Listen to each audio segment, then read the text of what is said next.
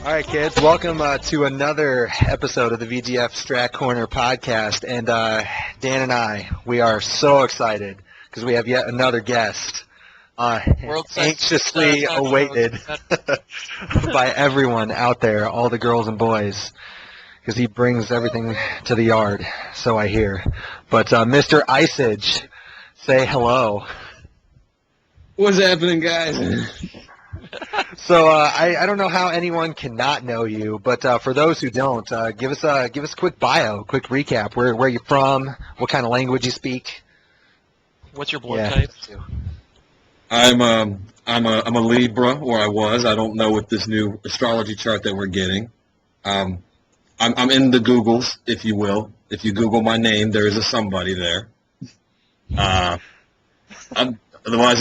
Otherwise, I'm just living in Charleston, South Carolina on the beach, nice and relaxed, and that's it. Otherwise, I'm not that interesting besides being sexy. That's really all I got. Most interesting. So that's really the only characteristic you need, in my opinion. I don't know what Dan thinks, but... That's why you belong... What I think... Man, what I think is this feels great. This is like salt and pepper finally together. I'll be your Spinderella. I don't mind us grinding granules if you get what I'm saying. No rainbow? Tastes like crazy alcohol rainbow pig. But, so, I know you from Tekken primarily. Do you play any of the 2Ds? You in that crowd? I do. I don't play them as much as I used to Tekken in terms of being competitive. I played Marvel for a little while just because it was Marvel. And I'm playing the new Mortal Kombat. That's a lot of fun. I played Street Fighter until it turned into every Street Fighter game, which was, oh, you want to play that character, surprise, you have a counter matchup, learn a new character, faggot. Enjoy this. I am enjoying it. Oh, man. So Mortal Kombat's fun, huh? Yeah, it's actually pretty simple. What's funny is that, I don't know if you guys saw back... Castell put up, I think it was Castell was talking about how he was trying to do a move list on Zaibatsu, and as he's going through the characters, like, Jesus Christ, there's 100 moves for all these damn characters, and there's 40 characters. And the Mortal Kombat game, it seems more like, let's keep it simple. We'll have people have tools, we'll make minor adjustments, but the basics of fighting games seem to be, I haven't seen any real mid-screen bullshit. I've seen mid-screen, Half-Life, but that's with supers, or X-ray moves. I'm sorry, get punched in the face moves. Hey, I don't know if you've got your internet going, but everything got way slow. Yeah. Oh no, give me just a minute here. If you got torrents or whatever. Yeah, no problem. Yeah, Not that we pirate on this podcast. Oh, Jana Oso, we'll have to meet later. Sorry, girl. I'm gonna have to shut the porn off with my my chat video. I'm busy with my pants off. Yeah, we all got pantsless going on. I ever tell you got an idea for one of those video chat deals? Give me one where girls are making sandwiches for people. I want to talk to girls that are fucking cooking. Oh yeah. Put the mayo on, girl. Oh, get that shit off there! Pickles. What? I'll walk like a duck when you bring it to me. Oh, man. You got everything figured out there, Josh? I think I've got it. I think I'm working. Seems like it's going okay now. For me. Yes. All right. Well, we can talk more about that MK goodness later. But this is a Tekken podcast. That's the game that we love. And speaking of Tekken, I know you as a Marduk player, but very, very recently you told me you play Bruce. Yeah, I actually play almost, in most of the Tekkens, I play almost everybody. I started doing it in 4 because in Charleston, there wasn't that many people to compete against, so the only way to learn how to play against the characters was to learn how to play them. And I just happened to learn how to play a good portion of the cast by doing so. Not well, just enough to where it's oh, by the way, he's hitting you with something stupid. You should probably block. Yeah, I'm the same way. I'm in the exact same boat. I have one other guy who lives in this area within the only player I have within like 3 hours of me is this one guy, and he plays 2 characters. And I'm like, ugh, I don't really get a lot of experience with that. So I got to just randomly pick up characters and try to help my own cause. But at least you know Bruce, because I mean, I know how to play against him, and I have a feeling Dan does as well. But do you? I don't think you do. You pick up Bruce at all, Dan? No. Yeah. I just played Dragunov. I mean, I know how to play against him. He's the same fucking character he's always been. That's true. Well, that's a good segue. Usually what we do is we start out with a little snippet for kids to take with them to their local tourneys and try to win. So for Bruce, it's up.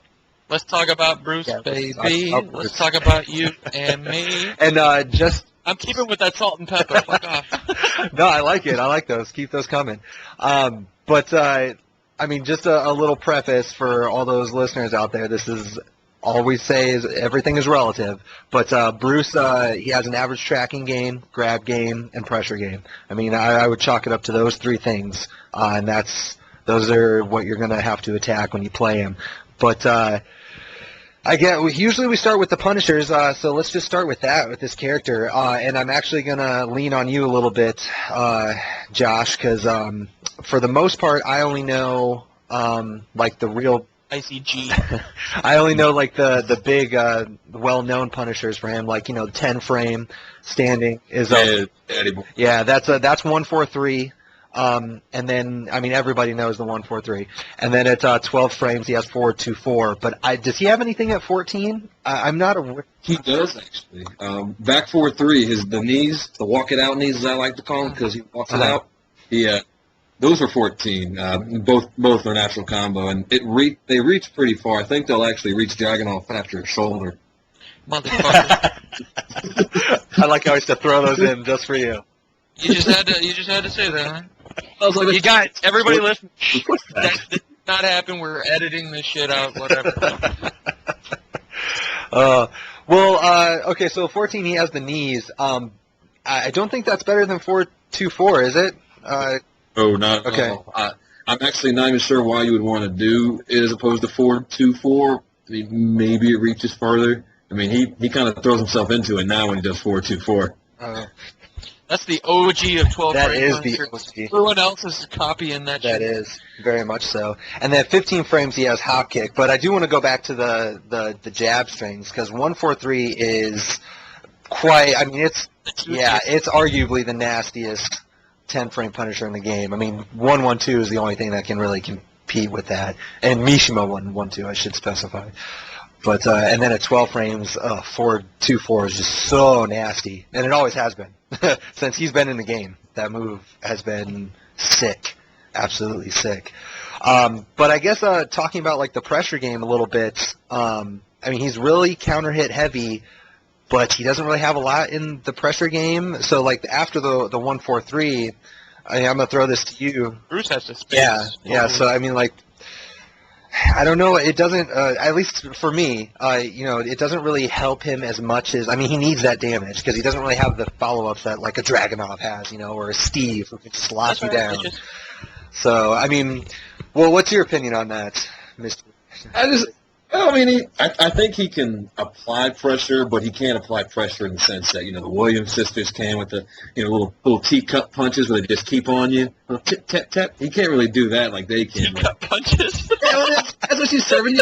She's like, tip, tip, tip, tip. Here's some tea, and it's obnoxious. That's awesome. You ever been offered tea one too many times? It's one of the most awful things you can experience. All right. That's a new one. I like that. I like the new ones. Man, these Southerners, they bring their crazy shit. Well, we got sweet tea, and whenever we go up north and I'm like, can I have some sweet tea? Oh, you mean with raspberry? No, bitch, I said sweet tea with sugar.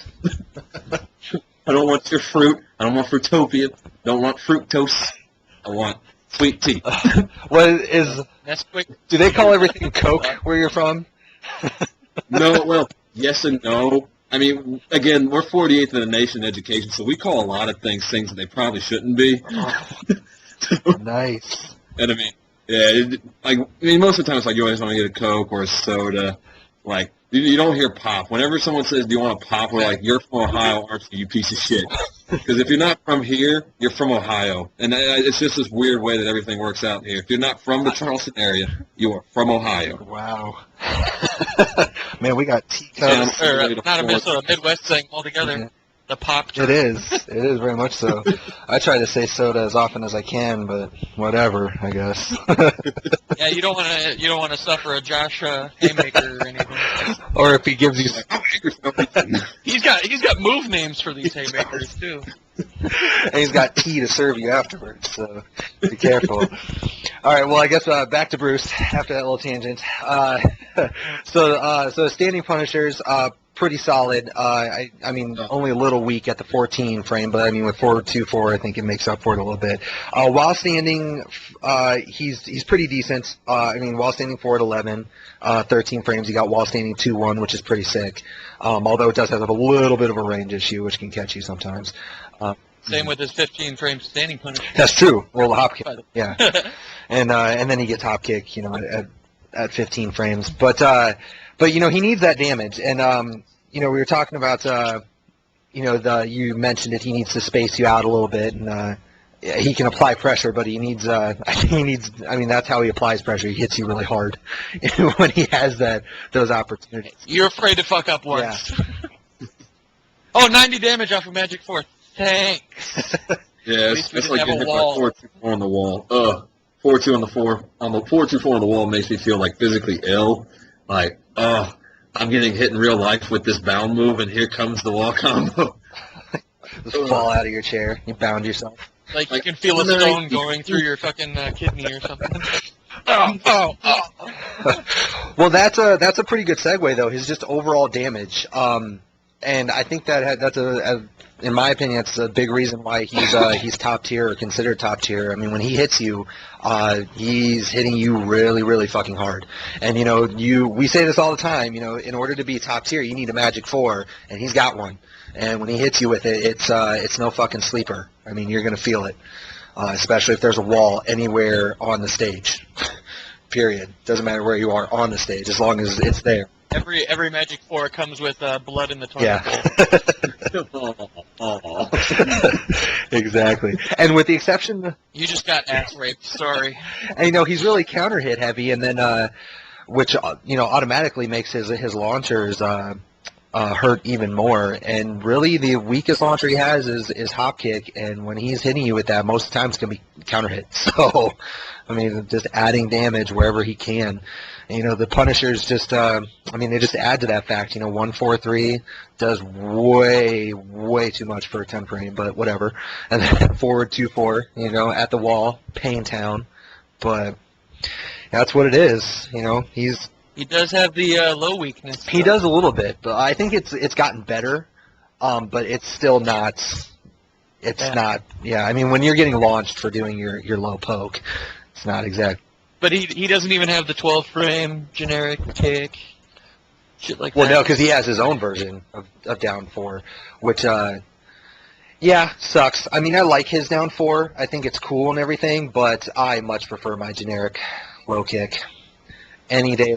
Yeah, just because I wouldn't want to be launched for fucking Half-Life for doing one little low poke. I'm upset because it's faster than Craig's down 4. So I'm a little upset because it's just as punishable 1 frame faster. Yeah, but But it's not. It doesn't leave you at negative, right? It actually does. I'm looking at it now. It's the same Does as- it? It's negative 16 on block, negative 5 on hit. All right.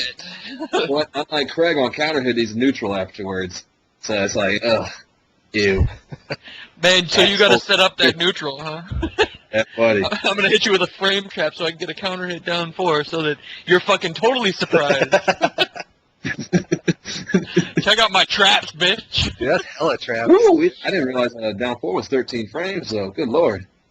I agree with you. I don't like having down 3 and down 4. I would actually much prefer having just down 4 and get rid of that down 3 string. I mean, yeah, you could use it for the, well, actually, let me take that back. You use that for retarded pokey, so.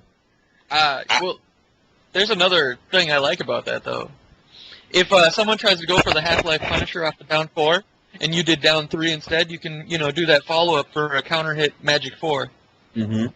It's Yes, sir. That's just the one thing I like about it. That's all. I'm not saying it's fucking fantastic. It'll make people hesitate about doing their 15, 16 frame launcher or whatever.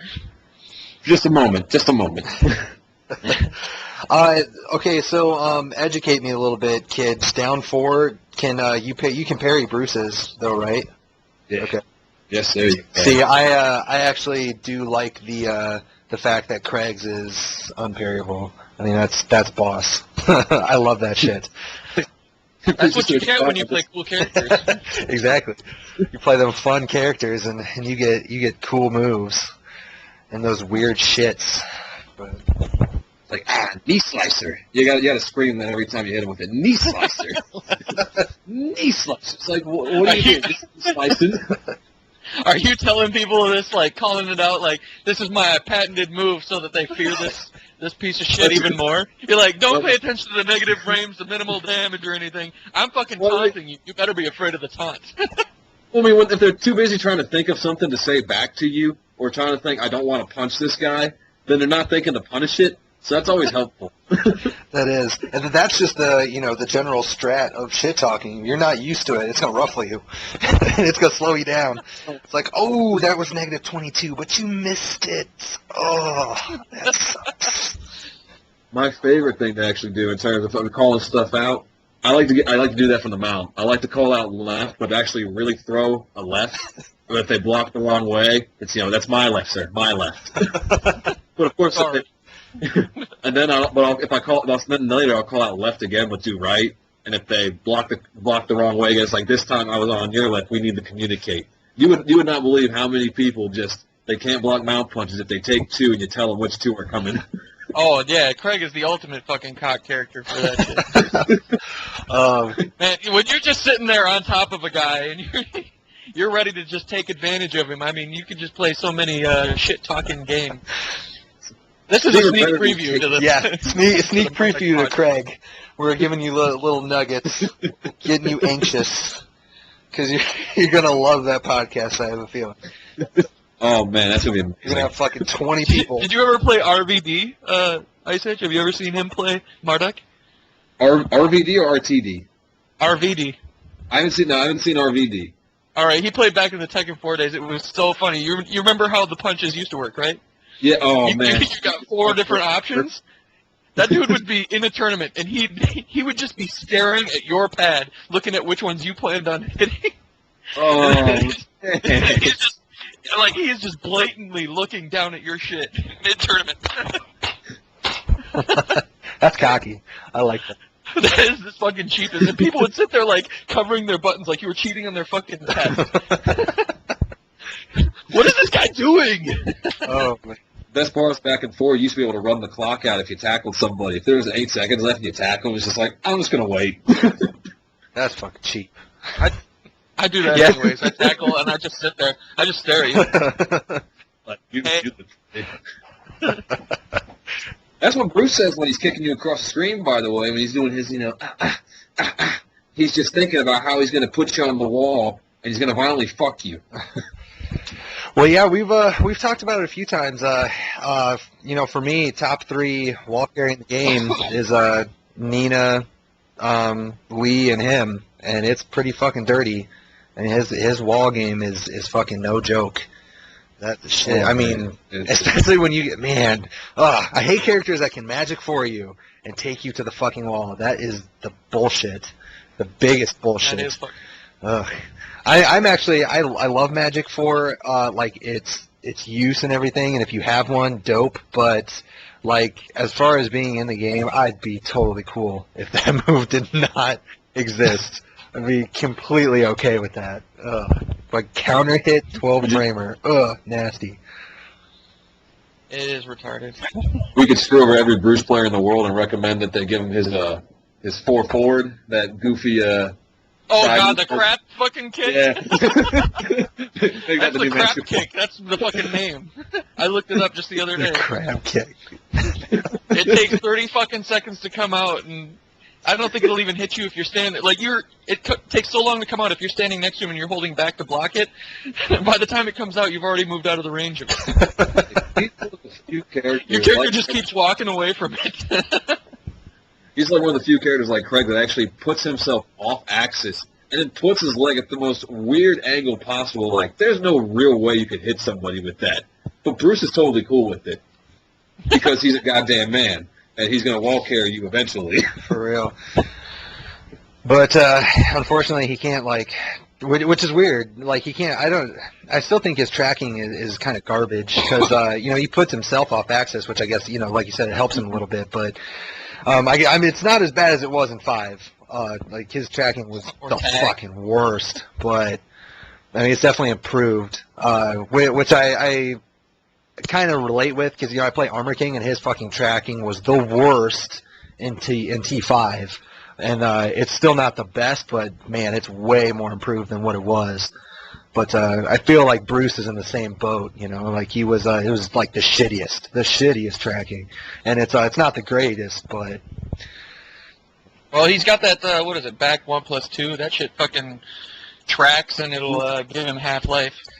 I love that move, back fist. Yeah, that shit is fucking crazy. That's true. That and down back both kicks. I probably shouldn't use those, but I like to use them. I can't help myself. What is back 1+2 on black? I thought it was. I thought I heard it was safe, anyways. It is. It used to be punishable, or it used to be. It's either used to be safe and is now punishable, or the other way around. It's safe now. It's -7, I think. I'm almost positive it's safe now. Where the fuck is this move? And what is this down back one? Both kicks. The down back Herschel Walker. Down back Herschel. Yeah, that's the little spinning low roundhouse that on counter. Oh yeah, fucking retarded. I can't help myself, but I keep doing it.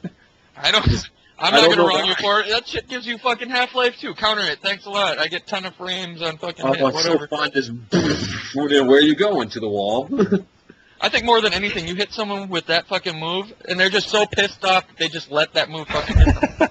Like, I honestly have not seen that move in like 10 years. Why did you do it? Bruce has a lot of that fucking garbage where he has moves that you're just like, it hits you, and you're like, you're fucking kidding me. I just ate that stupid move. And like, you just feel salty about eating that particular move. Like, forward 2 is a good one. Like, oh, why am I eating that? I just ate that for no reason. What the fuck? Especially if it's not counter hit. You just eat it. Double Tiger Knee is still the biggest troll move Bruce has. I'm sorry, but running up, like just doing that, like crouch dash 3 to people on the wall, and then doing the Tiger Knee and just screaming Tiger. That's so fun. Yeah, and then the really, really, really shitty double one, where it takes him a year to recover. Well, whatever. I mean, it's game time. So that's with the Lars flip throw. That's the same scenario. Lars flip throw. That type of stuff right there. You just like. This dude's just trying to troll me out. He's not even playing Tekken. Oh. You got to do that in tournament too, just to throw people out there. Like, is he playing me for real? What's going on? I'll make him think you're a fucking uber noob. Yeah, absolutely. I love that shit. Ted, Cocaine from Iowa, for those who know him, is playing him in tournament. And, yeah, halfway through the tournament match, I can never tell if you're playing me seriously or not. Like, this is in-tournament play. That was, like, the greatest line ever. Like, all right, I think I'm playing the game right then. Oh, that's awesome. That's a good troll. I like that. I like that very much. That kid cracks me up. He's a fucking fat fuck. Crazy. And I don't know if you mentioned it, but the back 12, that is safe. It's -7. I don't know if anyone says. See, there you go. He's got a fucking tracking move from close range or whatever that'll give him half-life.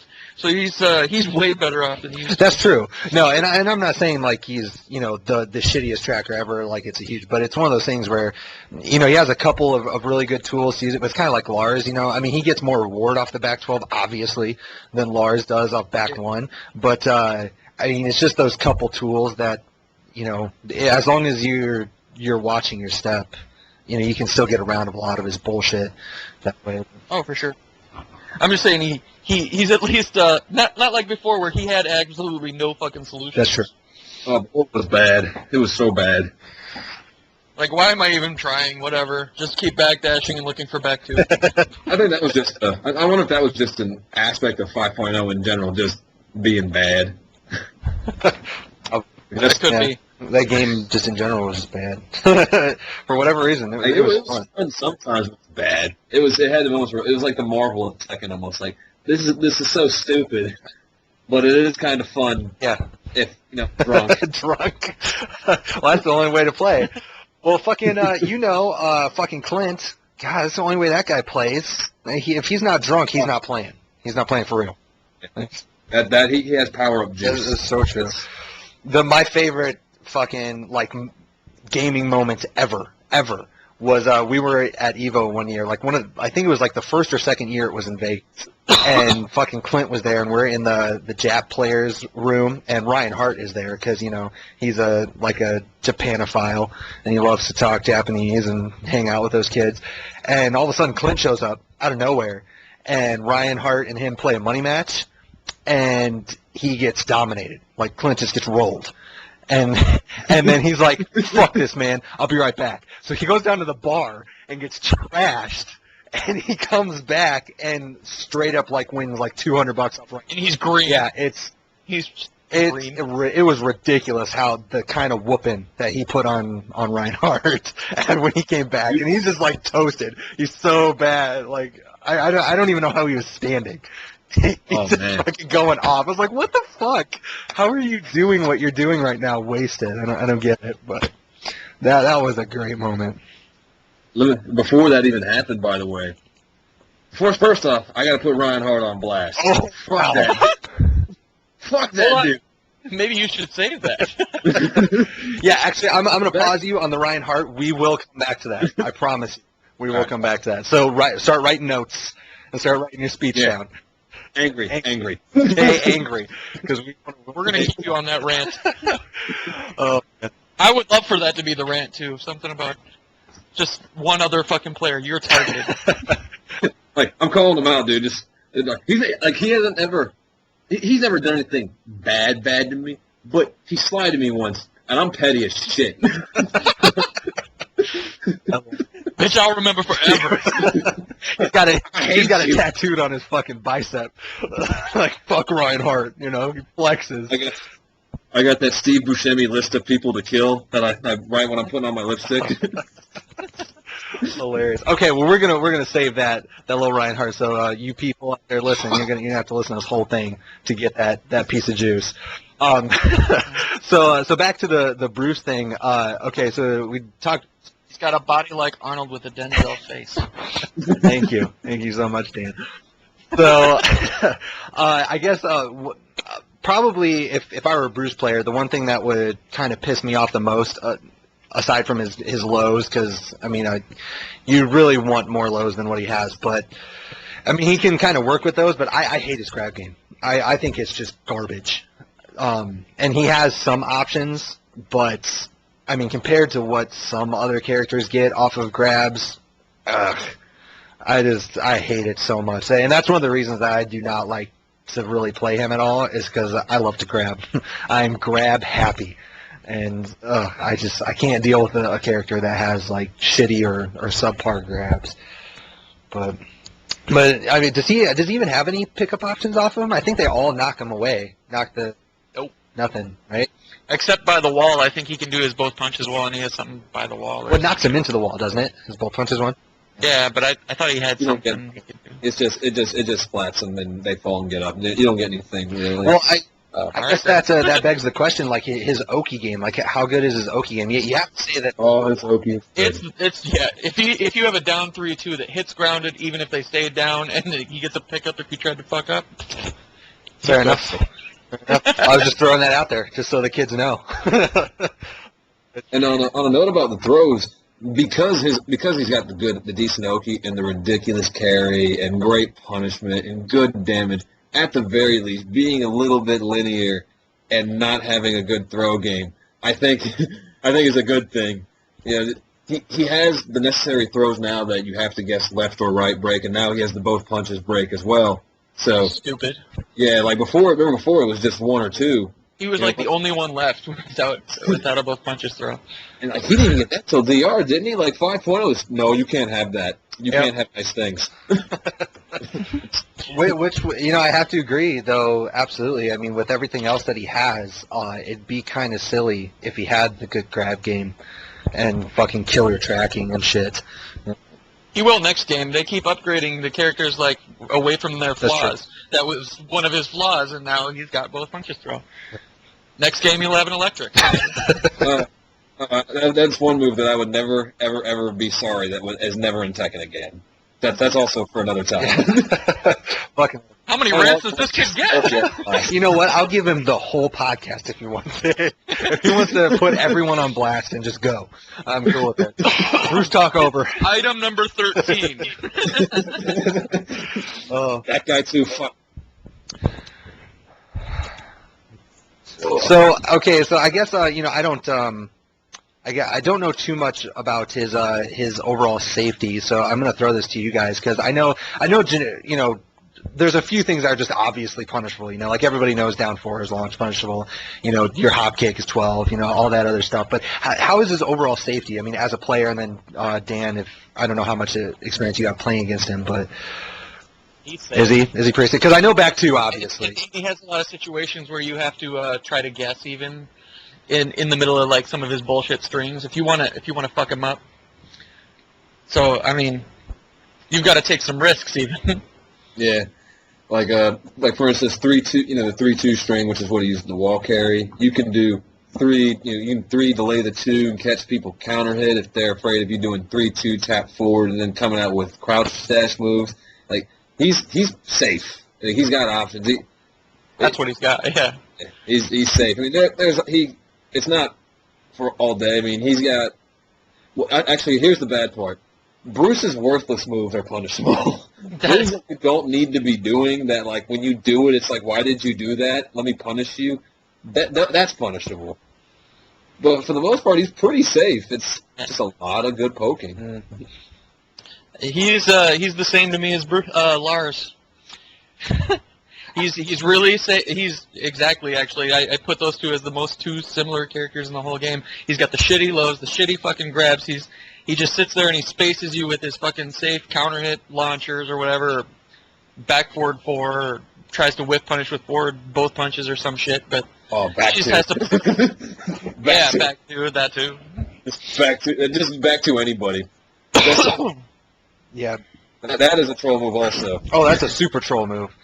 Like I like my triple back 2 combo on the wall, like back 2, wall splat, back 2 again, back 2 again. Absolutely. Just keep the doing back 2 fest, giving them away. It's that good. You want to make your opponent roll his eyes at that shit. Absolutely.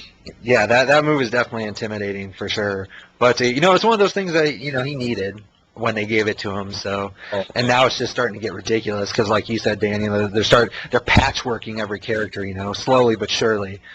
With the exception of a couple, everybody's getting patchworked. So, but just the characters Namco gives a shit about. and actually, they're all, and this is going to fall under my rant later. They all fall under the characters with the worst fucking hair. Those are the ones getting the upgrades. Wow. Oh man, really? Worst hair? This is something. This is an association I haven't made myself, and I'm ecstatic to hear about it. Well, okay. Well, I kind of want to just get to the rants and stuff. Like Bruce is, because I think we covered mostly everything. Well, I want to hear what your guys' assessment is on that statement that Bruce and Lars are basically the same character. I don't agree because Lars doesn't have Magic 4. Well, that is the one thing that really sucks. I mean, that's why I have Bruce at top tier and Lars is garbage. But essentially, yeah, I mean, I'd agree. I mean, you figure the crouch dash 3 or whatever the low is out of the crouch dash for Bruce. I mean, that's essentially the same as Lars Hell Sweep. God, what else is he? I will give Lars one thing. He has more tech crouching lows than Bruce does. Because Bruce doesn't have like an ass ton of them. I mean, he's got one maybe. I'm trying to think. He's got like yeah. But like as far as like applicability, I think Lars has more tech crouching garbage. But I don't know. Aside from that, yeah, I mean, I'd agree with that. Except, I mean, other than the Magic 4, Bruce has way better wall carry. But they do about the same amount of damage. So, and I would say like just the fact that Bruce has a better wall game and Magic 4 just plays into that wall game makes him a far superior character to Lars. But hey, what do we know? Hey, what's your thought there, Mr. ICG? I also have to disagree. I agree in the aspect of where they both do ridiculous damage and they have insane carry potential on their juggles. They both have just perp derp wall combos. They've got amazing punishment. They're both linear. However, at the same time, I feel Lars is a lot less linear than people make out. If the Lars players, if you're sidestepping Lars, and to me it's because he's only doing down forward 1 and trying like and a couple other things. If you're not sidestepping him, then he's doing what he's supposed to be doing because he's got so many moves that where he's just let me start spinning and pick a direction to go. Oh, it's whatever direction you're in, so I'm just going to track you wherever you are. And the entire time, this also might be because I play Craig, and because when he's spinning, he gets into a little ball, like up forward. He gets on his fucking hands and knees. He gets on his hands and knees for his crush move before he does a skateboard trick. like lightning school, whatever the heck, that's up forward 3. Fuck that move. I actually sat there. Skateboard trick. Thank you for the. I do. I like that. It's fucking skateboard. He fucking Tony Hawk's that shit. Like the invert, that's what he goes on his hands and knees, and when he's on his hands and knees, by the way, he's below Craig's knee level. That's how low he gets. To me, at that point, like, I really roll my eyes at a lot of stuff the mission was due because, I mean, I don't know if Dan remembers this because this was maybe back around when 5.0 had first come out. Someone had mentioned something about how, oh, they're looking to patch it because Steve was so good, as was Nina. But when the Mishimas are good, they don't care. And apparently there was an interview where they said, oh, well, the Mishimas are the main characters in the story, so we don't mind. And to me, if anything, like stuff like that, and what Street Fighter Arcade Edition did recently, where we have to make it purposely unbalanced, that's so ridiculous. Make the game balanced on purpose. Don't sit there and try and be like, well, you know, I think it's funny that it took me to balance that shit. Yeah, really. I mean, in this fan fiction that I'm writing, I really think he should be the best character. I don't care about your fucking fan fiction. Program the goddamn game. Rant number fucking 4? I mean, we just keep adding check marks to the wall, to the bathroom stall. Here's your next fucking rant. I love it. I love it so much. I'm annoyed by a lot of things. I can't help it. No. But I mean, we support that shit. Sexiest podcast does that. Extend. Thank you. God. But I mean, it's also the aspect though where Lars can get on you and stay on you. Lars can really apply a pressure game where, like you were saying, Bruce really does have to space and poke, and it just when he pokes you hard. You know, that's what she said. You know, ha-ha. I'm excited. He called his own. I like this. I was like, did I just do that? Let me get it. It's like he alley-ooped himself. Here, off the glass. But they do absurd damage, and just the pressure. You know what? The pressure on the wall. I will agree with you there. The pressure they can apply on the wall is absurd. Just the fact that if I hit you with anything, it's like, oh, here comes a half more of my life. It's a little ridiculous, especially with how safe they can get that damage. They've got safe knockdowns to get the wall splats. They can get half to 70% without risking anything, and that's just ridiculous. I think that they're getting way too safe with fucking Tekken right now as it is. Yeah. I do like the pressure on 12-frame punishers because that's harder to fucking tell yourself to do than like, oh, I just blocked a fucking Paul's shoulder, I get half life or some shit. 12-frame punisher, it's an actual like skill to do that instead of a jab or something. Yes. I have to. I was actually surprised by that too. I'm very much anti things launching that are faster than 14 frames. And like it's not just Magic 4, although Magic 4 is obviously the most fucking flagrant aggressive move in that list, but like stuff like even like even with Armor King, back one is his 12 frame counter hit juice, and he doesn't get as much as a Magic 4, but he's still getting at least a third of a bar off of a counter. It's like, really, I'd take no risk for doing the move. And I'm getting, if you're a really retarded character like Bruce who can take you all the way across the map and over to the wall, you're potentially getting over, like you said, I said, fuck 75% life off of no risk whatsoever. It's like, it makes sense, if you're getting that much damage off of a launcher that will get you launched, but I hate that. It's not even just that. Like Magic 4 recovers on whiff like nothing. Exactly. You just fucking abuse it spatially. Yeah. Well, it's always been called Shield, and it's called Shield for a reason. Let me give you an example here of particularly something that is just as stupid. Let's look at back both punches from Bruce at 16 frames. It's -7. He's spinning around. It's not a homing move, but it does hit you if you're sidestepping because it's a circular motion. And he carries you to the wall. And it hits high. Craig's fastest launcher is down forward 1. It's 16 frames, -12 on block. Yeah, I get 78 points of damage without a wall combo.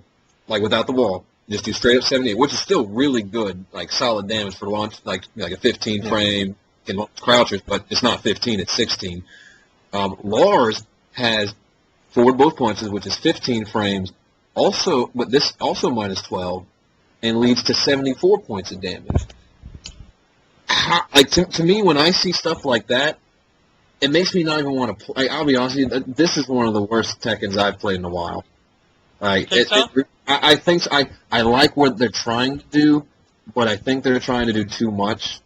When you get to that point of where you can just look at it plain as day, it's like, why do you have this, and then why do you have this?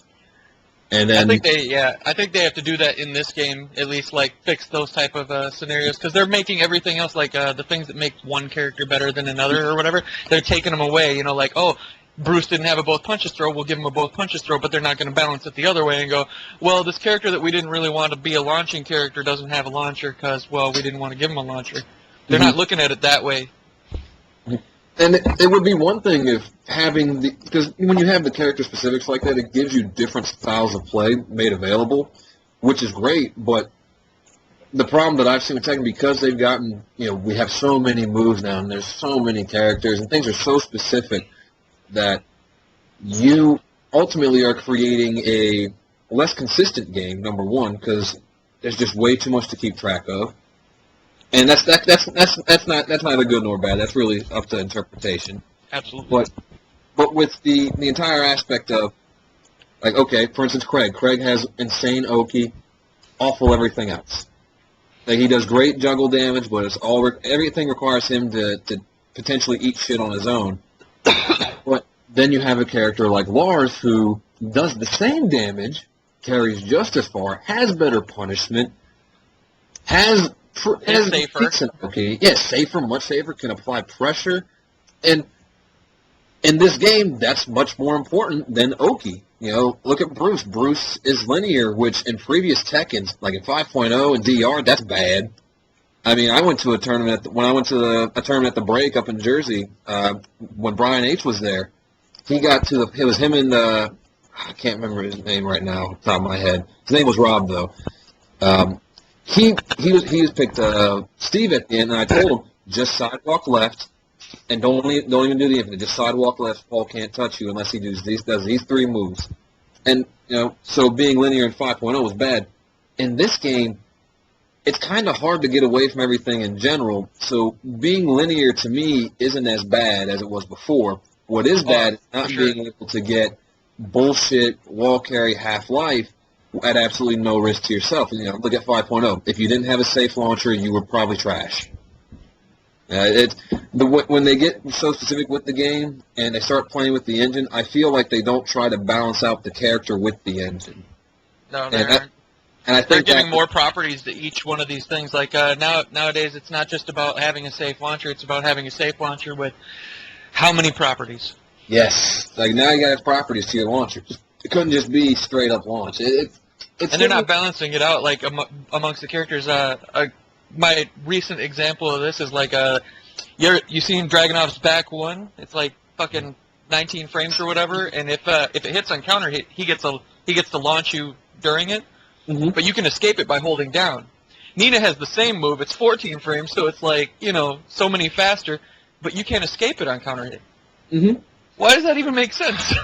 Well, you have to, like, the problem with that, like, as with us as a community is that we're a little bit illusioned, and all they're doing is they're, like, quick balancing. Like, they try to make this little facade where, we care about the hardcore gamers and stuff, and you want those players out there, so they balance it enough to keep us happy, but we're still going to complain because they're not fixing everything, which they never will. Because, I mean, in the grand scheme of things, we make a very, very little portion of the market. I mean, it's just that simple. So that's why you have 60 billion characters. That's why you have 5 more every single game or every single update, Well, people don't even want balance. Yeah. Because in 5.0, from 5.0 to DR or whatever, I was talking to, I think we mentioned this on a previous podcast, I talked to Jop, I talked to WC Maxi and everything, and we worked on that list of balances and everything, and we put that shit in there, and the community fucking bitched. The same fucking things that, like, intelligent tournament players are fucking saying, need to be done, and all the complaints that kids are making on the boards, we took the ones that were most popular, that seemed the most fair and everything, we put them in, and kids fucking bitched. Thing sidestep 4 is launch punishable? That's fucking bullshit. Well, you guys were fucking complaining that Ling's was launch punishable and his wasn't. Why the fuck are you complaining now? That's because everybody wants their character to be the juiciest. The absolute juiciest. So, like, rather than, people are complaining about Fang's sidestep 4, being safe, or, well, it was negative 13 or whatever. But, it wasn't launch punishable. That's the point. But, everyone was bitching about that. But they didn't want you to take that away. They wanted their character to have the same thing. So... Well, it would even be the same fucking players that, suggested these changes would be the ones that would fucking complain later. Like, I hate to say it, but Jop was actually one of the guys who suggested fucking Feng's back one would be jab punishable. And then as soon as we made it happen, he was one of the guys who was upset about it. He posted on the fucking boards, why the hell would they do this? I'm like, dude, you fucking suggested it! Are you kidding me? Maybe he was wanting to play Fang at that time, He was like, fuck, I'll pick up this character and then... Change my mind. And what's also, though, back to what you were saying about how, they're gearing more towards the casual player. And I would hate to compare a penis to a vagina, but they're both genitals. But with Mortal Kombat, they've actually made the system to where it's supposed to be balanced for competitive play, and where they appease the casual player is through the use of the crypt, an in-depth story mode. There's all these types of goodies to unlock, so that the people who want that, I want to play the game and feel like I've accomplished something, that get the achievement, stuff like that. It appeals to them in that aspect, and they'll play because it's a simple game. Yeah, and I think Mortal Kombat is actually in a very, very unique position because you have all of these crazy, awesome extras for the casual player, like the fatalities, and you have that. The X-ray supers or whatever, and, all this other stuff. So, like, there's opportunity there to make a balanced game that can still appeal to your casual player. But, I mean, you look at a Marvel, they don't even give a fuck. Like, whatever. I don't care this game is broken. And we're selling... The unique position Mortal Kombat has is nobody expects it to be good. Yeah, I think that's the big thing. It's like, you were the Detroit Lions, sir. Oh, I hate you. Oh, and by the way, I hate to break this to you guys, but Matt Stafford didn't save your franchise. Oh, dude, man. But he is a man, though. I've seen the picture of someone posted up a while back. Would you rather have Jay Cutler or Matt Stafford? And long story short, they're showing like pictures of them going out and drinking, and Matt Stafford getting shit faced. And at the end, it said, ultimately, as a Lions fan, this is why I would want Stafford over Cutler any day of the week. and it shows Matt Stafford in a picture of him and his girlfriend from college at Georgia, and she was a cheerleader. Yep. And then they show a picture of him recently. He's still with the same girl, still with his college girlfriend. Now she has breast implants, so he stays with them and he upgrades. That's what you need to do. You bring him up from within. I love that. That's awesome. He gets my vote any day of the week. Oh man, my heart. Dude.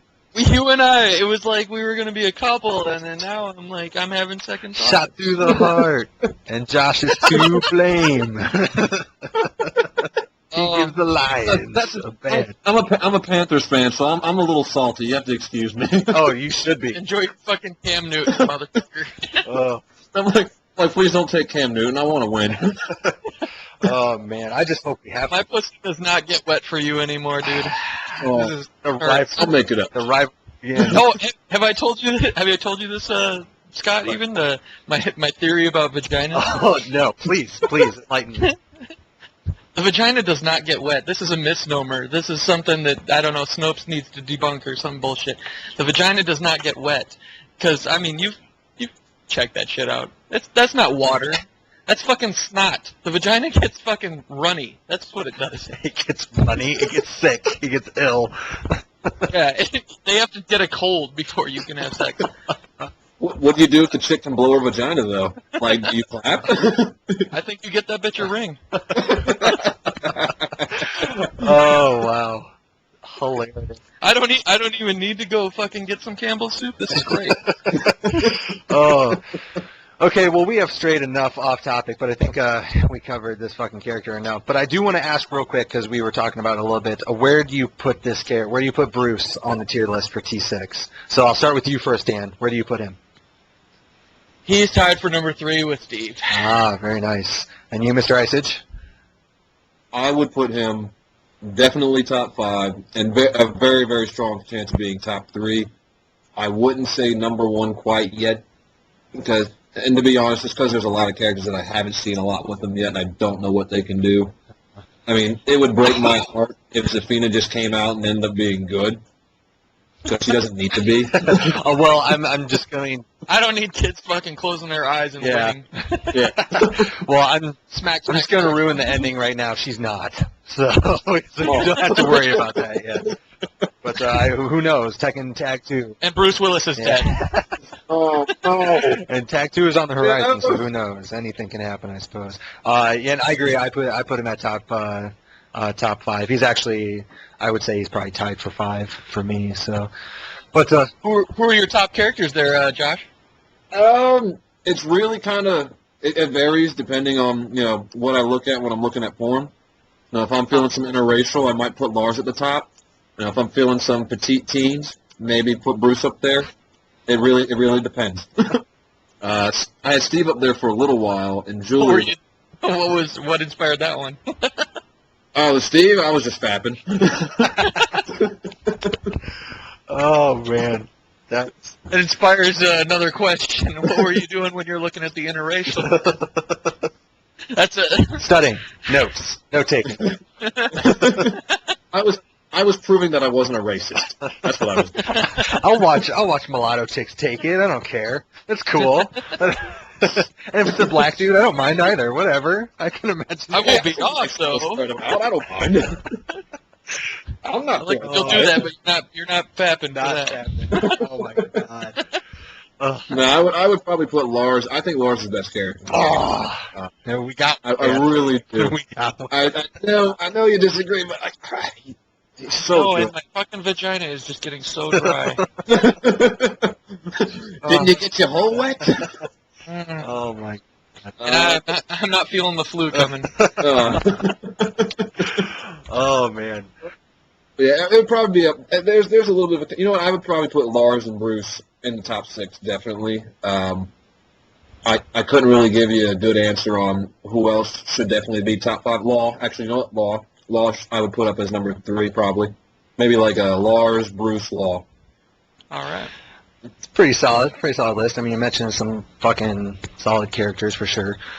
Okay, so enough of the fucking Bruce talk. We're done with that fucking character. But I was curious because I was for both of you, because Tekken Tag 2 is coming out here pretty soon.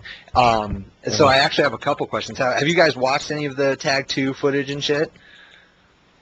Yes. Yeah. Because I was getting, I'm curious what you guys think about it, because I just saw they released the new footage of June, and I was actually didn't give a fuck about June. I was watching because Armor King was playing a bunch, and I saw a couple things that that intrigued me a little bit, at least with Armor King, because it looks like they sped up down back 3 fucking tits if they did that, and then he had some sort of new move that was like a high, weird, quick jab that had some sort of pushback. So, but I mean, what do you guys like? How are you feeling about like the tag system? That looks like, the weird like swapping where both characters are on the screen and shit. And I haven't seen enough still. I'm actually excited for the Street Fighter Tekken game.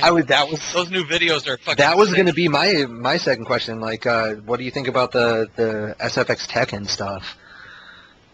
Oh, did you just say that? SFX Tekken. SFX Tekken, yep. It's the quick, easy way to say it. So You abbreviate Street Fighter, not Tekken. well, it sounds weird saying SFXT. like it just stops, and you're like, okay, that doesn't sound right. So I like SFX Tekken. So I'm down. That game looks fucking sick. I'm actually impressed with how much like they went on a middle ground for that. I'm pretty excited too. I think actually that game is going to be the test run for the next Darkstalkers game. I think because if you look at like what they did with TVC was kind of like, hey, could Marvel come back? Yeah, it could. And no one has said many times, I want to do Darkstalkers, man. I want to do some Darkstalkers. And they said, what system best fit this? He's like, Darkstalker system fit this. And there's a Capcom Unity. There's a petition up there for it. So if this succeeds and the system does well, I wouldn't be surprised at all if we saw another Darkstalkers game come out. But I'm pretty excited. At the same time, I am kind of sad because the Tekken player in me just knows that Craig's going to be bad. oh, dude, I don't know that. He looks so good. He does. He looks so good, especially in Street Fighter. Like, people think grabs are busted in Tekken. No, they're busted in Street Fighter. And he looks, I mean, that tackle looks sick. Looks so sick. I love the Maria super, as I like to call it, where he's like, Maria, I never loved you.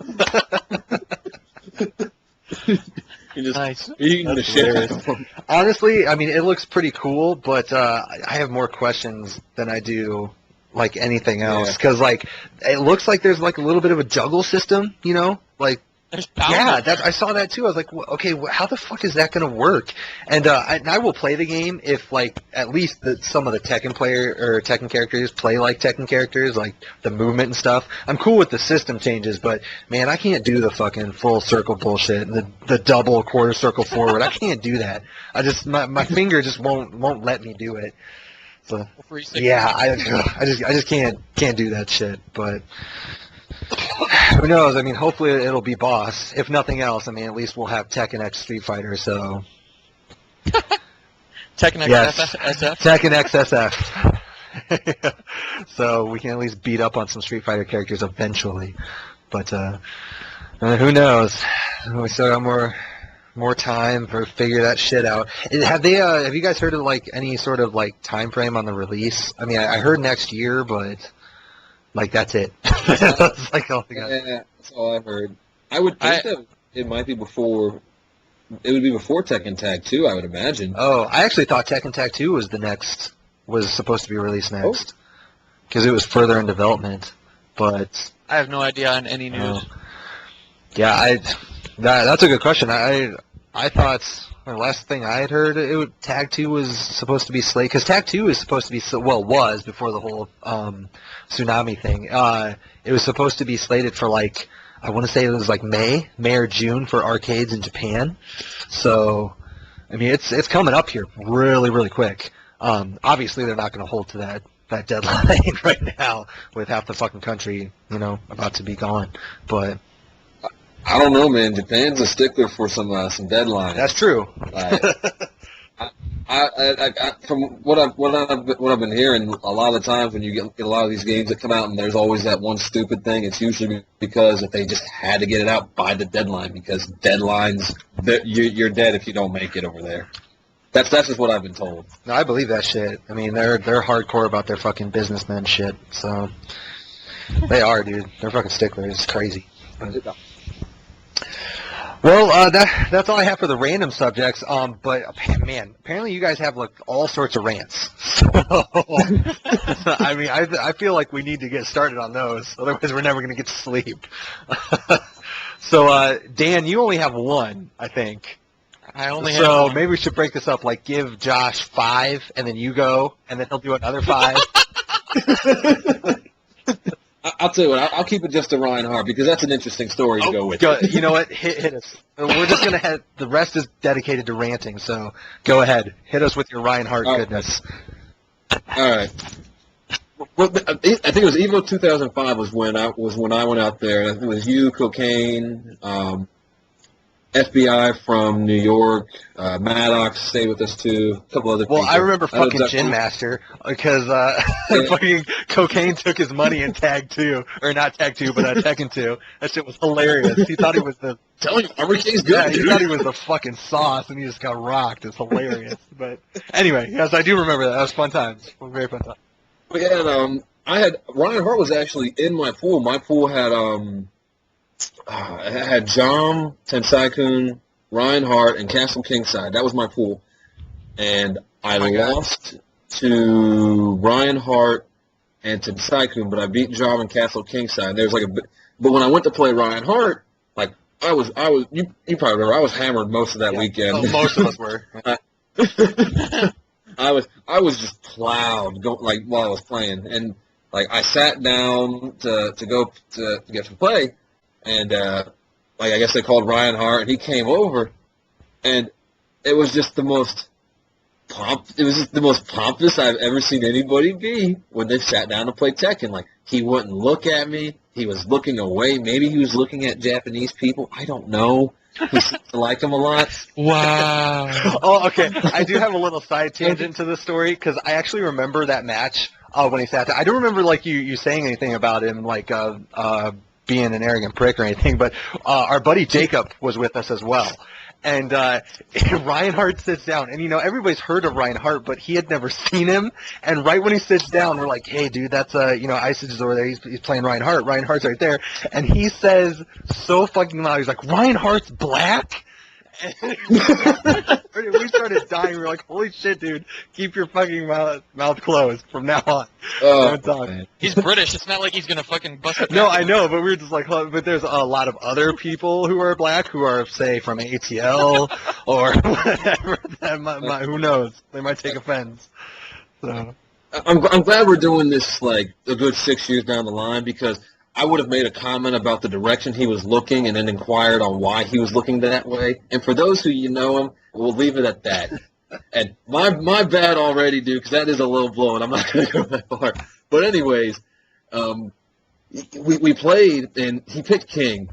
And I was kind of upset because I was hoping he was going to play Kazuya, because I'm like, if he picks a mission, I'm going to fucking body him. Because I play against Bacon's Extra, and Bacon's Extra is, in my opinion, the best Mishima player on the East Coast, definitely in the Southeast.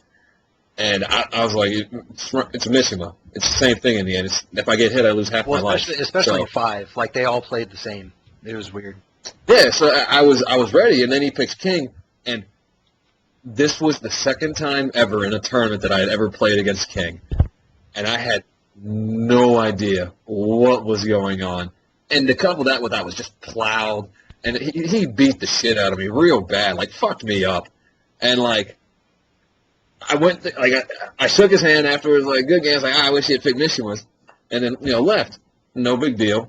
Well, when he's in the room with everyone from Japan, he was with Kembo. Oh, there's a bunch of people.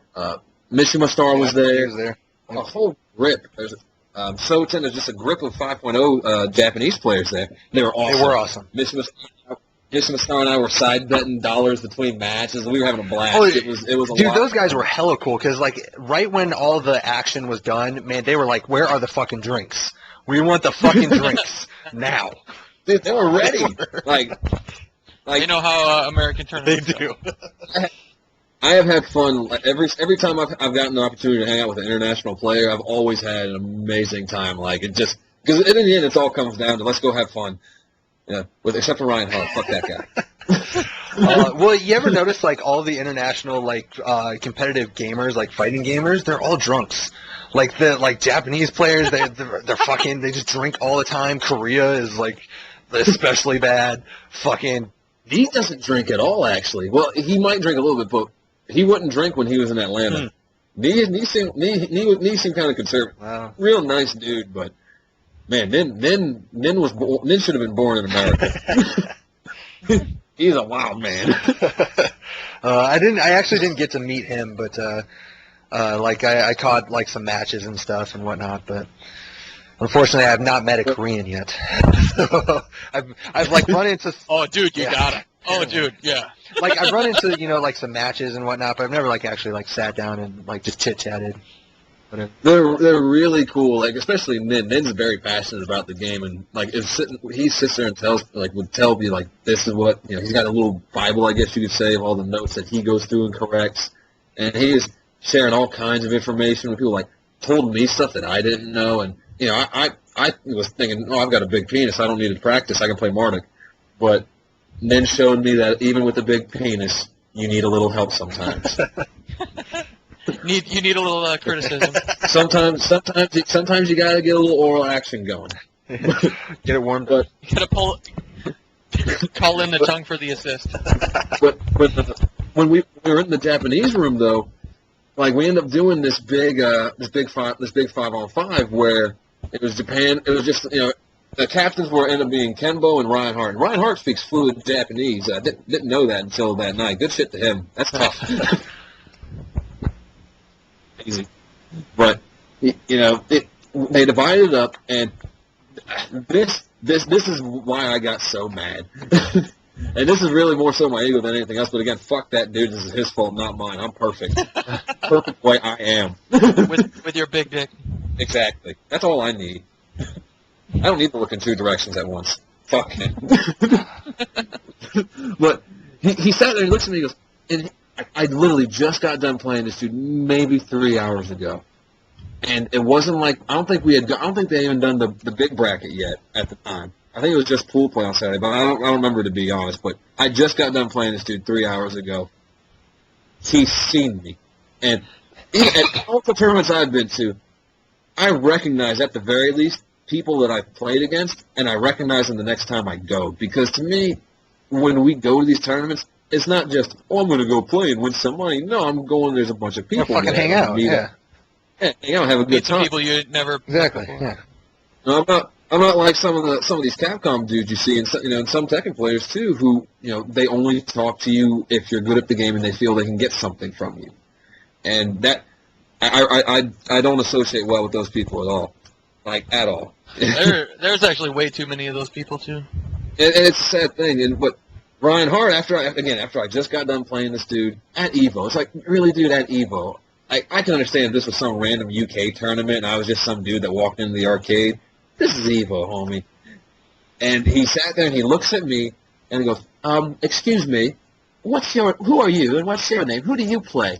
And I just had to say, are you fucking kidding me, dude? I just played you earlier. I played Craig. And then it made me so mad because he's like, oh, okay, well, I guess you're on our team. And he put me off first. And it ended up being me and Gin Master leading off because he thought I was some scrub. And I almost took Gin Master out. And the Japanese got so hyped because they like Craig.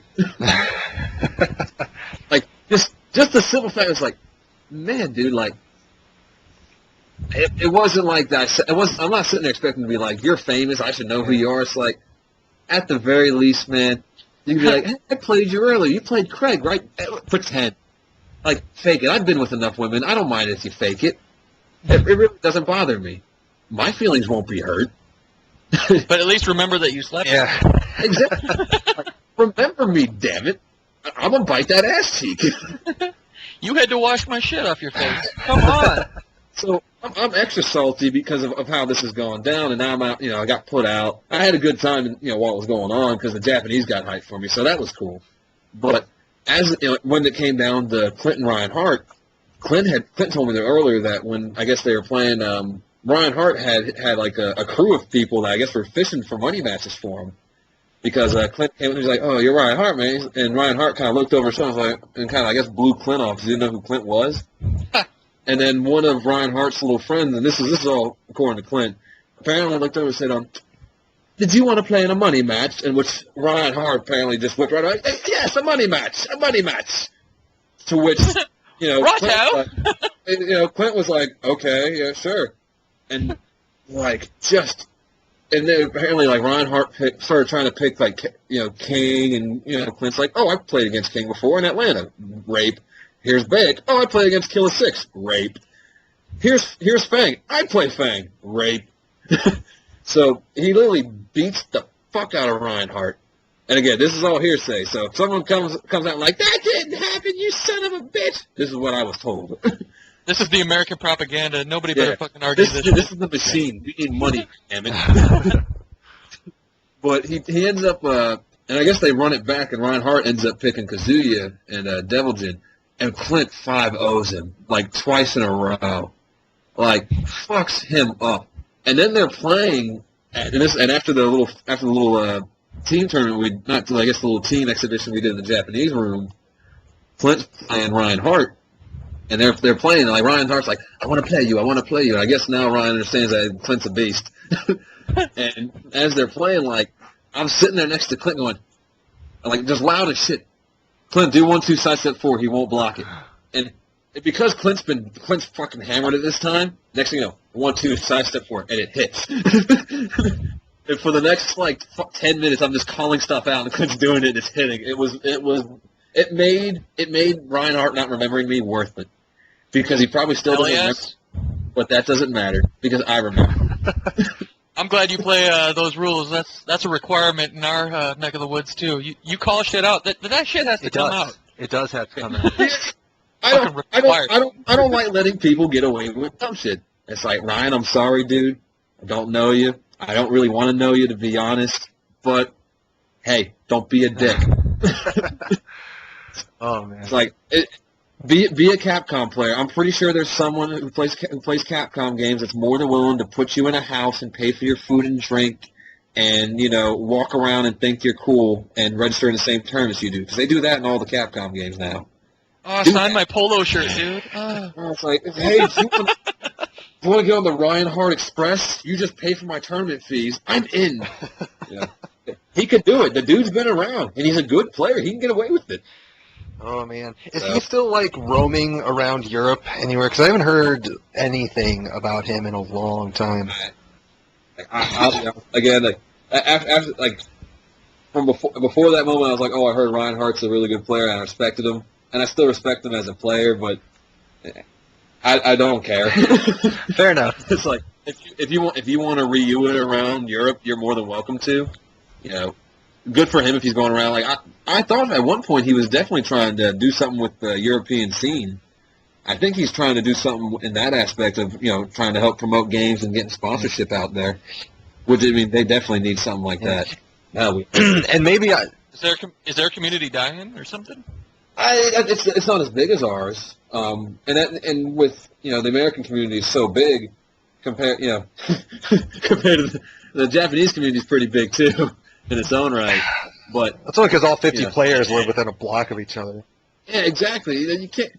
It's like, what do you want to do today? I want to hop on the train and go play Tekken. What do you want to do today? I want to hop in the car and drive 3 hours to play some guy who's okay in Tekken. You don't want that problem. Yeah. In fucking Europe, they've got to backpack it to a fucking hospital so that they can. Yeah, in Europe, it's like, do you want to play? I just want to leave with both my eyeballs.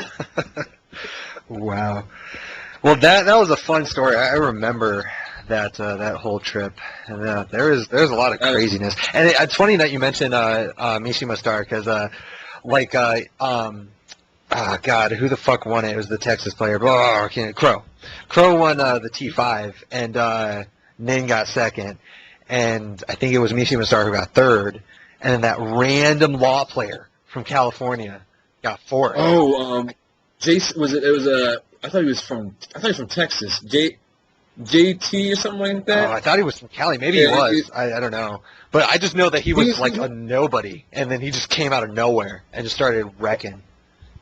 From what I understood, that guy's basically like the Texas. Well, at the time he was the Texas Rai Rai, and I'm not sure if you're familiar with Rai Rai, but Rai Rai plays a bunch of different characters as well. And from some of the people that know him pretty well said like he does it because he wants to parlor trick and gimmick people out. You know, he figures if they don't know the matchup or they don't know how to fight that character, he'll just do that.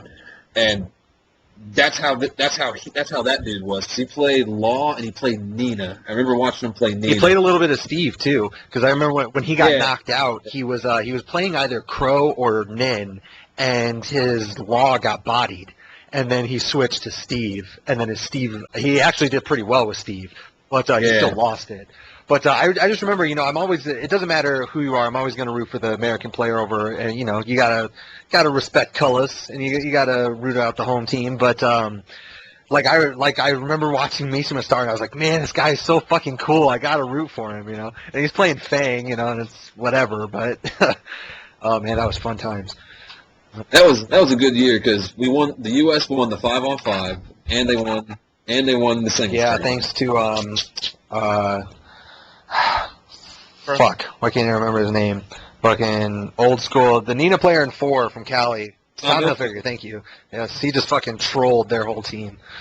But yeah, they didn't know what to do. Poor Joff. That was a bad yes, turn. he did. It was his own fault, though. It was his own fucking fault, because he didn't play.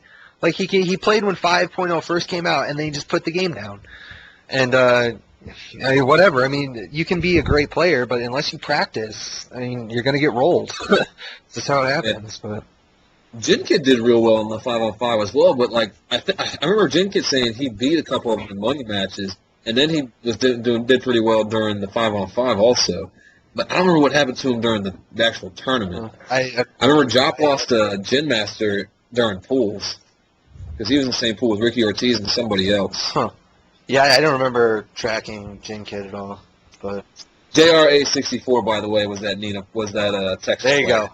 That's okay. Because I remember chatting with him, because at the time I was a mod for the law boards, and this kid came out of nowhere and just started chatting with me. Like, he got my fucking AIM name and shit, you know, and we just were chatting up about law and whatnot, and then randomly run into this kid at the tournament before it even starts, and we're just fucking chatting it up, and all of a sudden, next time I run into him, he's fucking top 4. I was like, what the fuck happened? Like, you were asking me for advice. I get knocked out, you know, in fucking losers, and somehow you're top 4. I don't know what the fuck happened, but like, a lot of people were hating on him too when he was playing because he was switching characters. But man, like, because there was another tournament that wasn't too long afterwards that he did real well also. I think he might have done real well at a Trash Day. Yeah. Maybe it might have been a Texas regional. I remember him doing real well again. So it wasn't just a fluke. Like, he had legit skills. He did have legit skills. Well, I was just fucking so happy to see my character up there doing some damage. I was like, yes, thank you. Somebody represents. You Never gonna happen again. Yeah, will never happen again. Never. You have no idea how torn I am when I used to see Solus doing real well with Craig during 5.0 days. That guy is such a gimmick fest. Like, I'd see him winning. I'd be like, yes, get him, John. And then it's like, fuck you, quit winning with my character. We have a John the Hammer Solus fan club out here in the Midwest. So You know what? He deserves that fan club. he does. He doesn't even play anymore. When he was Both of our states just fucking park outside of his every tournament match. Go the Hammer! We call out moves in the fucking tournament for him too. He'll fucking do it. That's I remember the last E that we had. He fucking shows up, and he placed second. But like during the actual, before they got to like top 3 or whatever, he played cocaine in the tournament, and he almost lost because Ted was just playing Bruce, and he's like, I don't know how to play this game, but I know how to do juggles, and I know how to do the 3-2 bullshit. So I'm just going to do this over and over again. I'm just going to sit here, and I'm going to Magic 4 a bunch. And he nearly lost because fucking John just, he just loves to, rush in and, like, put you in all these weird situations. But he ate a lot, and he actually did not beat Ted with Craig. he had to switch to Miguel. So, and Ted was like, I have no fucking idea what's going on. I've never seen this character in my life. I didn't even know he existed in Tekken, and he just got bodied. But whatever. Speaking of Miguel has my favorite move in Tekken 6. Miguel's forward 2. Miguel's forward 2 is my favorite move in Tekken. I didn't know it high crush because when I picked Miguel, I just noticed that I was hitting people a lot in the face. And I was like, I'm just going to keep punching them in the face because it does a lot of damage. Come to find out, it's a high crush. I'm like, oh, no wonder. Oh, there you go. It's just so manly, though. He just sticks you in the face. Oh, and Dan, we were talking about this earlier. There's very few gimmicks. There's no like shenanigans matches anymore. We were discussing this right before we gave you a ring. Like T6 is the least shenanigan game of all of the tech. It's because all these fucking bullshit shenanigan moves are good now. Yeah. You're not throwing out fucking punishable crap for the fucking fun of it. Oh, I hit you with the worst move ever. Fucking cheese wheel with the Mishimas. It doesn't seem like tricks are definitely not as good as they used to be. It seems it's more like does your character have a bunch of bullshit that's just overwhelming? Can you get in and stay in? Oh man, the highlight of my tournament career was actually the year after that Evo that you were talking about, 2006 or whatever, and I had a tournament match with damn it, I can't remember his name. He's from Kansas. He's a Huarong player, but we had. Foxstep. There you go. Thank you, Foxstep CEO. Hey, I remember we that had dude. a fucking Blue Sparkles Rainbow Drop match, and it was the best. And you were there for that, Dan, because you and Spam Guy were watching. You did keep track. And I think I won with the most Rainbow Drops connected, but I mean he was doing Blue Sparkles everywhere, so we couldn't count that because it was way faster than Rainbow Drop. Block. But man, that was like the funnest fucking match I've ever played. It's like we're at Evo, fuck it. And he was super cool. That was like the second time I'd ever met him. And I was like, dude, I'm just gonna let you know right now, I really don't give a shit if I win or lose. I'm gonna Rainbow Drop you a bunch. He's like, all right, cool. I'll just blue diamonds a lot. I'm like, all right, cool. And he did combos into blue diamonds with blue diamonds starting, ending, fucking in the middle. Yeah, he was like, okay, I'm going to take like 80% less damage on my juggle to hit you with a blue diamonds. I was like, oh, respect. Oh, man, too funny. Yeah, and we don't fucking have that anymore. I guess that kind of why I have Armor King, because he has cartwheels. But, whatever. Armor King is so good. Like, I didn't realize how good that character was until last week. Real talk, last week I found out. That's when I got the notice. He's solid, but like the issue is like so many people don't play him and don't play against him that a lot of his solid juice you don't realize is there. And like Sneak preview. Yeah, the sneak preview. Well, I mentioned this in another podcast. We were talking about a different subject, but Armor King's forward 2-1 in Tekken 6, it jails now and it's punishable, whereas in T5 you could duck the second hit, but it wasn't punishable. So they completely reversed how the move works, and there's people who don't know that. And we were there was one of the MLG streams, Rip mentioned that's one of the players on the stream that was playing at the time had missed a punish because he didn't duck it. And I was like, no, you can't duck that anymore, dude. But, it's that kind of thing. Like in T6, he's gotten better, a lot better from DR, but he plays a little bit differently. Like his tracking isn't nearly as bad. A bunch of moves that used to be shitty are now good. So, like, people aren't used to it at all. So. His homing move is too cool. The spin. I love hitting people with that. It makes me feel good. Like, there's not a whole lot of stuff in that game that makes me smile when I hit people with it. Maybe it's because I see what they did with characters like Bruce and Dragunov. And I'm like, man, I really wish Craig. Like, man, they did Dragunov. Josh is just fucking gunning for me. This whole No, fucking cast. it was a good thing. Like, remember how bad he used to be? He used to be terrible. I actually like him a lot. It was just he had a huge weakness against Mishimas. It was fucking ridiculous. Oh yeah, let me tell you how fun that is. Only run around doing down forward 4 all day while they can electric. That's so And they get 1-1-2 off of absolutely every fucking move. You know, when back in T5, I actually just rolled Mishimas and even DR as well because of the crush system. Like down 2 with Law, like just it owns electric for whatever reason. And Mishima players were just not at all ready for getting counter hit down 2 because it was crushing an electric into instant slide mix up. So it was like just silly. It's like, hold on, here comes freedom. There you go. And I'm going to hold it for a second. Oh, you didn't see that shit coming. Hold on, I'm going to slide you 4 times in a row because I'm committed, and I'm just going to keep doing it. I don't know if you know that, Josh, but next time we get together or whatever, you're going to see how committed we are when we start doing lows. Are you going to Evo? I don't know yet. I'm going to East Coast Throwdown. I don't think I'm going to go to Evo this year. There's something in the works of where I might be going out to California sometime this summer. I don't want to give too much away because it's not my baby. It's someone else has got something that they're playing, and I'll let them announce that when it all comes into place. Fair enough. I don't even go to Evo this year. I went that one year, had a good time, and to be honest, like I've never really had the desire to go back, with the exception of maybe recently. Because it's like, man, all those guys I haven't seen in a long time. I want to go see them That's again. why you Yeah, go. and that's actually why I'm going. I haven't been there for a couple years, but it's time that I go back. So I've already taken the time off.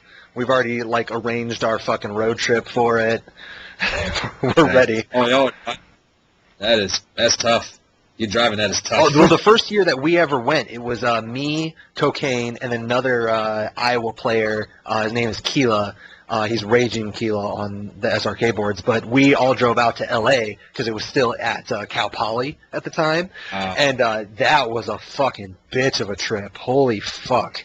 It takes forever, but, you know, it is what it is. You know, you have a bunch of people to be with, and, you know, it's not too terribly bad, but those 2 fucks slept most of the time, so. Oh, assholes. Well, it is what it is, I guess. So are you going to Power Up? Because it's this weekend. Unfortunately, no. I've got finals coming up next week. Rough. So, I'm pretty much in terms of where I'm traveling. With my job, I work weekends a lot, and it's usually when I have to be there. I've just recently been able to start getting time off on the weekends to be able to travel. I'm definitely going to East Coast Throwdown. When is that? It's late July. It's sometime in June, late June or July, I believe. Let me advertise here real quick. Well, I did see. I was sad that I didn't get a chance to go to the last final round. But it was pretty much I had to choose between final round or like 3 more tournaments, including Evo. So I was like, okay, I'll have to skip it this time. But I did see that they announced the next final round. So. Yep, we've already got that set up. Or if we've actually got a different hotel this time also. We're already putting stuff together for the next one, dude. I'm excited. We've got a lot of good ideas being thrown around and a lot of stuff that we're hoping to do. This past year, it's an old cliche, but really, final round does get better every single year. Well, it looks like it. I mean, it looks like it just keeps getting bigger and bigger and bigger. So it's just all the hype involved. It's something special because it's.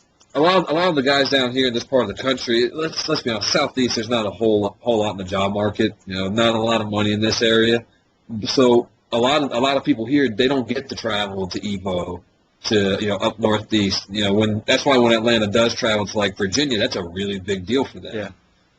But that's actually the purpose of final rounds, because all these guys in the Southeast couldn't travel. You know, we just didn't have the means to do so. And final round was a way to try and get people to come here. And here we go, real quick. All you Cali assholes are getting put on blast, with the exception of Mark and Rich. You know, Hart, by the way, Mark and Rich. Shout outs. Mark Man and Filthy Rich. They came through 2 years in a row. Awesome dudes. You guys were exempt. You're the only one. Everyone else from your fucking state died. And just like James, you and I are cool too. UK, good stuff. But for all these pieces of shit in Cali, and this is why they're getting put on blast. I know you guys remember this. How about back in the day when it was always, oh, it didn't happen in California, so it doesn't matter. We're we're the United States version of Japan. East Coast sucks. Oh, if it didn't happen in Cali, it doesn't matter. Who cares if Jop came over here and shit on all of us?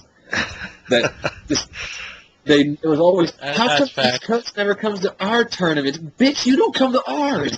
That's why I loved.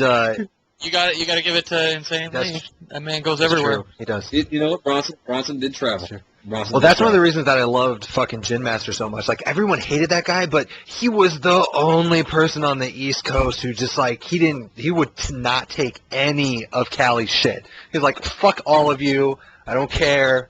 I hate everybody. I'm coming to your tournaments, and I'm already telling you right now I'm going to take your money. Even if he didn't. He's like, he just puts everyone on blast all the time. And I loved seeing that guy work. It was so funny. But like, he's actually doing pretty well for himself now. I think he's doing some business stuff now. He's out in Northern California. He's done with games now. He got done with it. But man, like, yeah, you're right.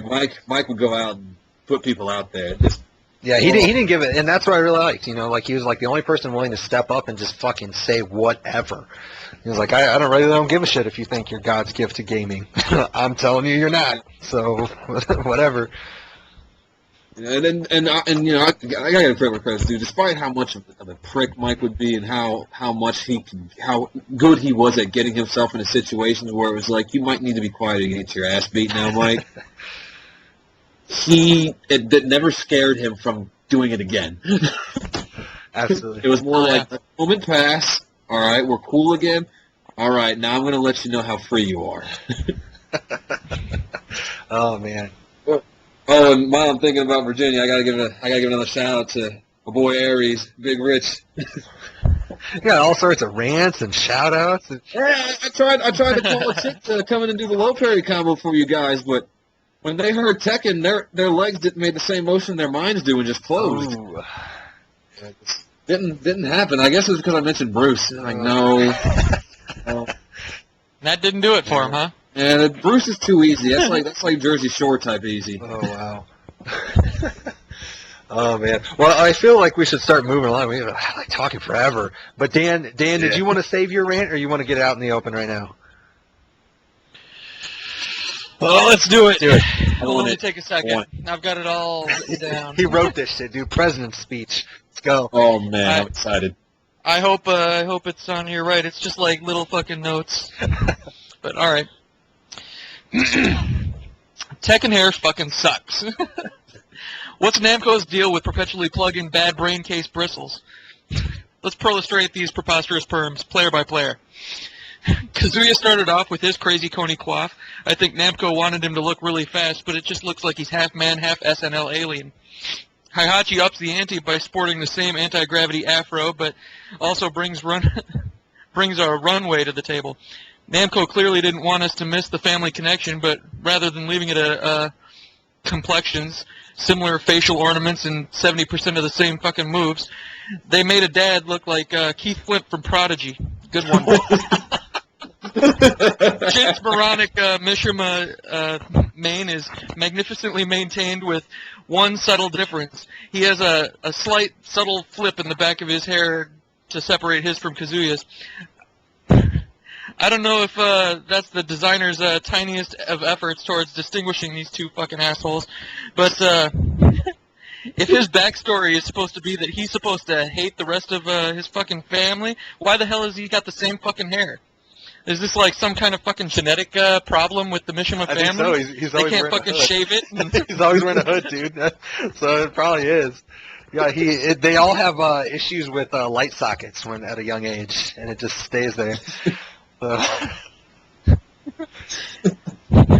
Is this like Namco's way of showing some kind of subtle advances in the field of hair care? He gets to make that little fucking flip in the back? I don't get it.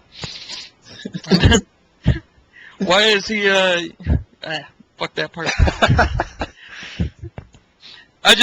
This has to be some sort of birth defect in the fucking family, like being prone to heart disease, or shooting lightning from your fucking hands, or being Japanese, or broken in every fucking game. You have to have some fucking unshavable pointy hair. If I hated my family, I'd fucking shave that shit so it didn't look anything like them. Then you got Lars. Apparently he's in the family or some shit, supposedly. I don't know what to say about that fucking blonde tornado, except that this youngest entry in the uber bad tree of toppers, he's already championing the worst fucking hair in the history of the game. And if he's supposed to be a fucking force mode character, why don't we shove that fucking retarded pineapple in a fucking helmet?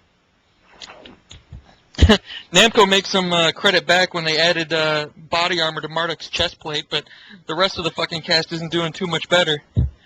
We got Armor King and King apparently suffering from some form of fucking leprosy or something that only affects the face. And then Paul's got the old eraser head from Kid and Play. He does have the growing hair, though. The hair that grows. That shit is hilarious. Pretty awesome. But all I can think of is that he fucking sleeps upside down. Because there's like not one fucking hair is to the side or anything. I don't know. And Beck doesn't just have gray hair. He has like gray hair that's growed out. Like the roots are fucking black or some shit. I don't fucking get it.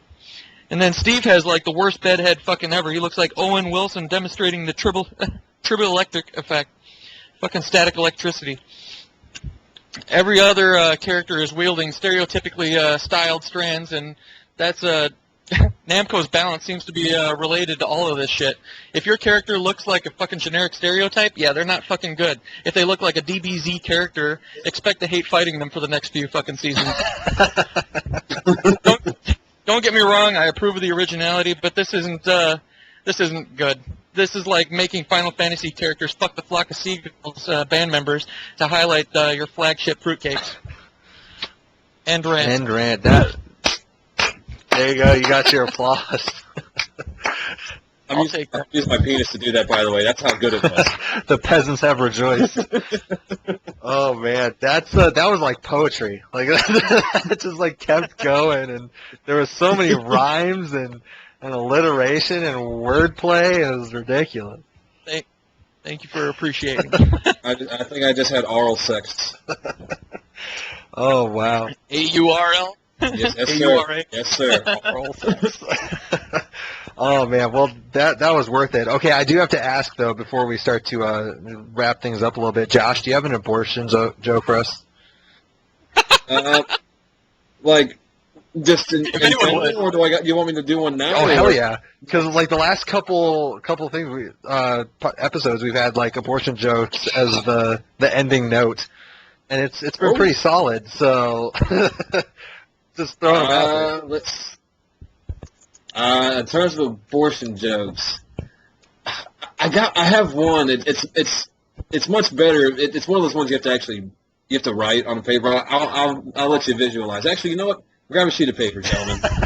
We'll let you play along. If you're at home, grab a sheet of paper. I'm playing along too. I'm playing along. I got my paper. I'm not like these fuckers who I tell to post a Michael Winslow and they just fucking sit there. Thank you so much for reminding me of that though, because we have to have a shout out to that Rez guy. Once he's done with his joke, because that guy's fucking pro. Just randomly fucking pop in, yeah. All right, this is bad because this is a little racist and it's an abortion joke. All right. Don't do it. Don't do it. Don't do it. You got your pen and paper. Yep. And when you draw a circle on the pen and paper, draw a good sized circle, and in that circle, draw a you know how you make the little four like make a pizza out of it, like make a couple slices. Like make it look like a pizza. And after you got pizza slices, in each pizza slice, just put 2 dots near the edge of the circle. And each one? Yeah, in each of the pizza slice, put 2 dots near the edges of the circle.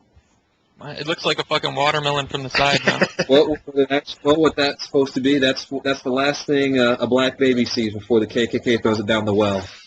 Wow. That was rough. Okay, just want to warn all our listeners, he is from South Carolina. Don't take it super...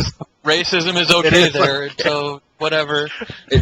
And by the way, everyone here loves it. Oh, man. That's rough. The best part is, like, I'm the only white dude in the group of friends. I keep us from getting speeding tickets. That's about it. Oh, you know, I've actually noticed the same thing. You're the interpreter, huh? What he's trying to say is...